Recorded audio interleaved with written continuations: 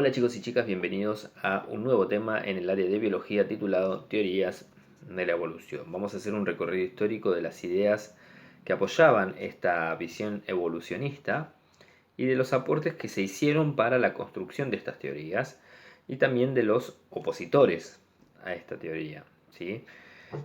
Bien, como hemos visto en el video de repaso y en los temas que estuvimos abordando en oportunidades anteriores, antes de que Darwin elabore su teoría de la evolución, inició este camino a partir de preguntas que llamaban su atención, que lógicamente luego quiso contestar. Él pasaba gran parte de su tiempo recolectando insectos y otros especímenes, los observaba con detalle y lo que se preguntaba era si los seres vivos habían sido siempre tal como él los conocía, o si en algún momento de la historia habían cambiado cuando pasaban de generación en generación a lo largo de millones y millones de años.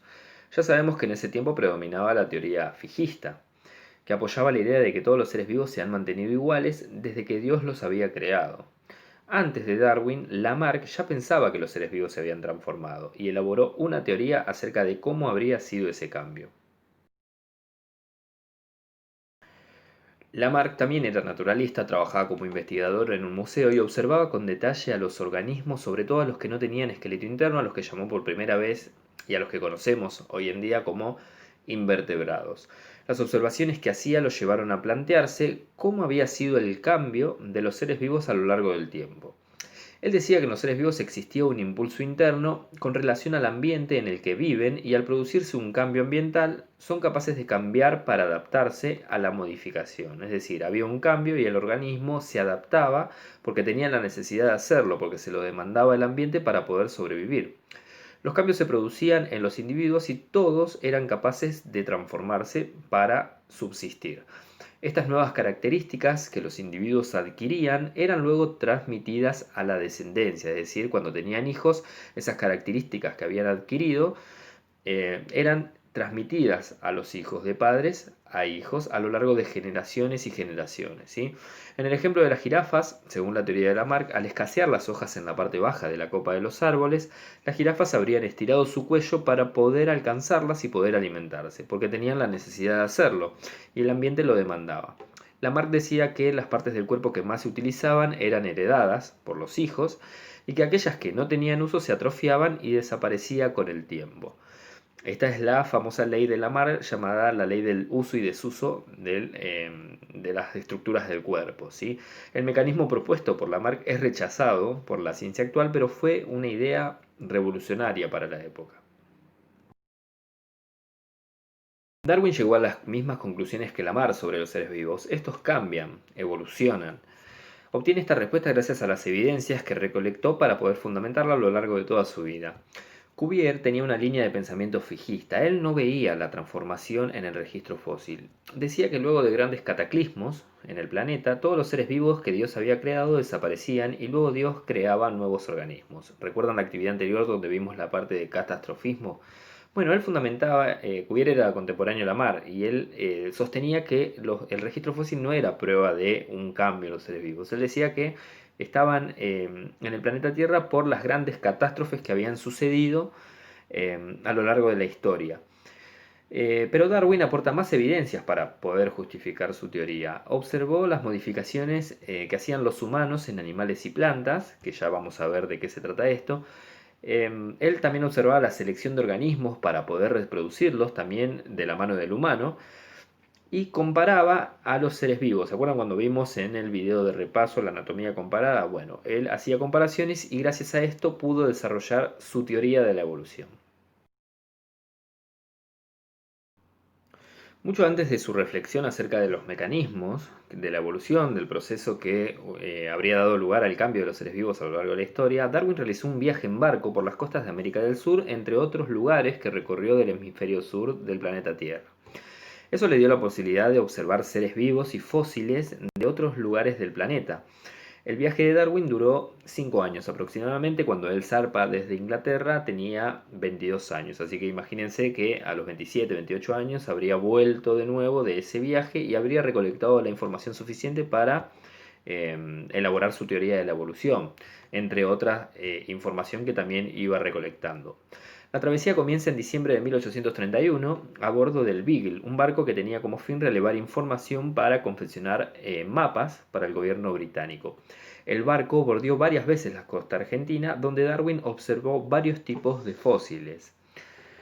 Cuando pasó por Argentina, se detuvo en Punta Alta, provincia de Buenos Aires, y halló fósiles de gliptodontes, que son similares a armadillos gigantes, y de megaterios, perezosos gigantes, ¿sí? Que los tenemos acá en imagen, son algunas representaciones gráficas de lo que habrían sido esos animales en un tiempo de la historia.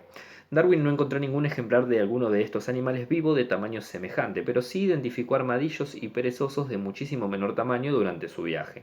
Supuso entonces que las especies fueron cambiando lenta y gradualmente a través de muchas generaciones.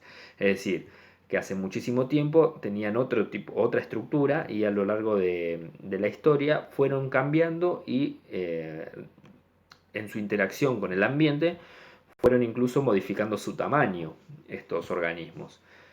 Bien, vamos a ver qué observó Darwin cuando, luego de atravesar el estrecho de Magallanes, que lo tenemos abajo, en el sur de Argentina y Chile, ¿sí? Que acá lo vamos a agrandar en la imagen, sería por este lado, ¿sí? Luego pasa por la costa de Chile, va por la costa de Perú en el barco y llega a la isla Galápagos, que la isla Galápagos pertenece a Ecuador, ¿sí? Está a unos 1000 kilómetros de la costa de Ecuador.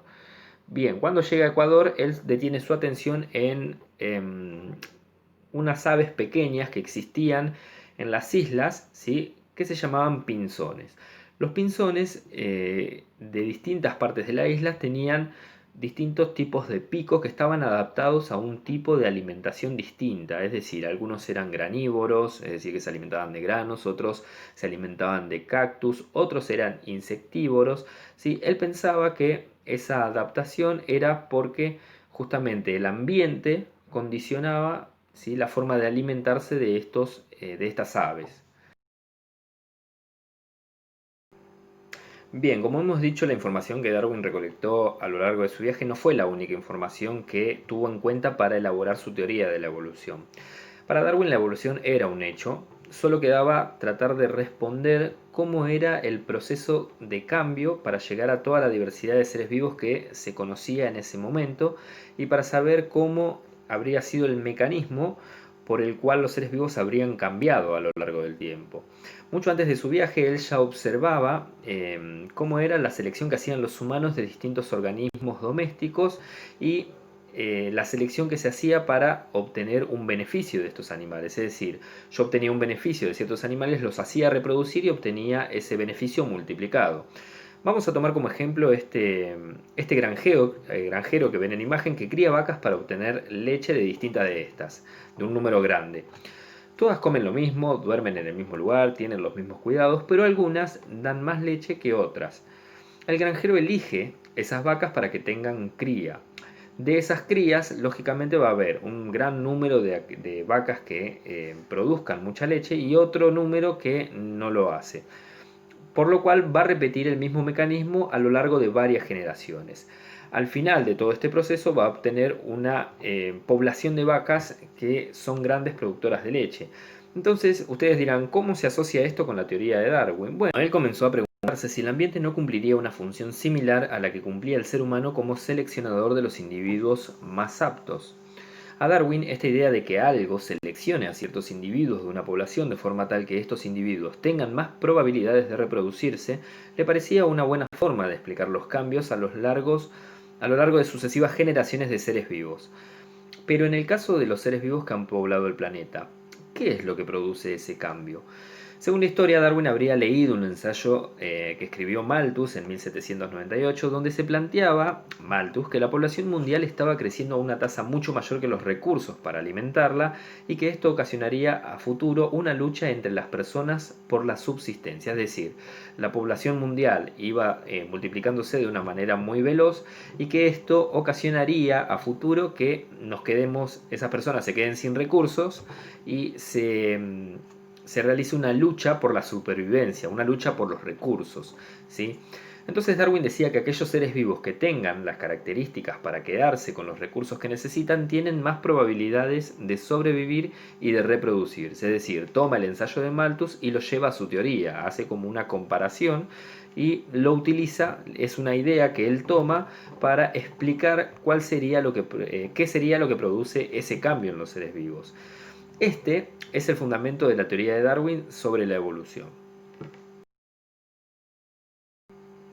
Finalmente, después de recolectar todos los datos de su viaje, de observar minuciosamente cómo era la selección artificial de organismos más aptos para el ser humano y hacer una comparación para su teoría y de leer el ensayo de Malthus, entre otras pruebas que aporta para la construcción de su teoría, Darwin propone la teoría de la selección natural, que la vamos a ver en el próximo video, así que esto lo dejamos acá. Lógicamente vamos a hacer actividades respecto a los temas que estuvimos abordando en esta presentación y las actividades como siempre van a estar en Classroom. Nos vamos a ver en la próxima oportunidad. Saludos chicos de segundo.